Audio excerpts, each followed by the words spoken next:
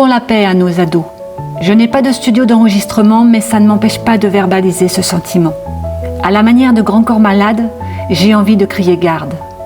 La crise d'ado est une tournure trop facilement employée quand confrontation, hurlements et colère sont déployés.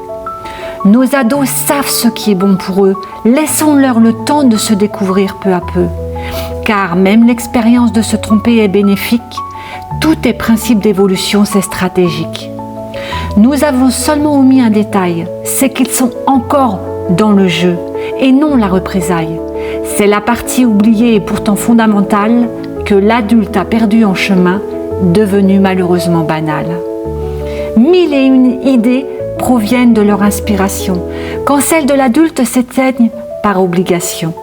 Leurs pensées sont insouciantes, décalées ou enjouées et prétendent savoir ce qui est le meilleur pour leur destinée quand nous sommes perdus dans nos propres conditionnements et peurs avant même qu'il n'ait pu commencer, nous l'estompons par erreur. Je ne parle pas ici de les laisser faire n'importe quoi, mais d'être un parent qui écoute plutôt que d'être roi. Les valoriser en chaque instant, peu importe ce qu'ils rencontrent en tout moment. Les respecter, c'est écouter ce qu'ils ont à dire, même si ça nous paraît être un délire. Ce n'est pas jeter un nom d'emblée, car naît de la pensée des génies avérés. L'aide sera alors plus constructive plutôt qu'ils ne partent à la dérive. De leur imposer une vision pour entendre dire ensuite « ce sont des jeunes cons ». Ils nous enseignent bien plus qu'on ne le pense.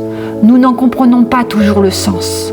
À travers ce qui est exigé de lui, il vous renvoie ce à quoi vous devez vous détacher ici. Contrôle, perfectionnisme, sérieux, contrainte.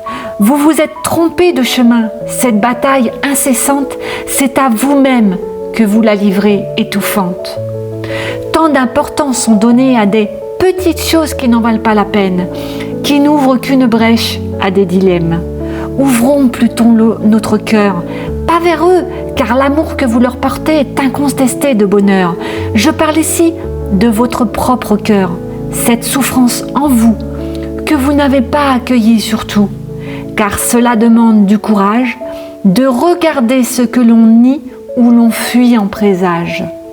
N'est soulevé ici qu'une réflexion, très loin de poser une injonction, que de laisser nos ados s'émerveiller sans leur couper l'herbe sous les pieds, en se donnant bonne conscience et en formulant ainsi « c'est la crise d'adolescence ». Ici, aucune pierre n'est jetée pour soulever une quelconque culpabilité, mais plutôt une conscience à s'élever. C'est un changement de vision qui est proposé que de regarder en direction de la paix, de l'amour et de la liberté.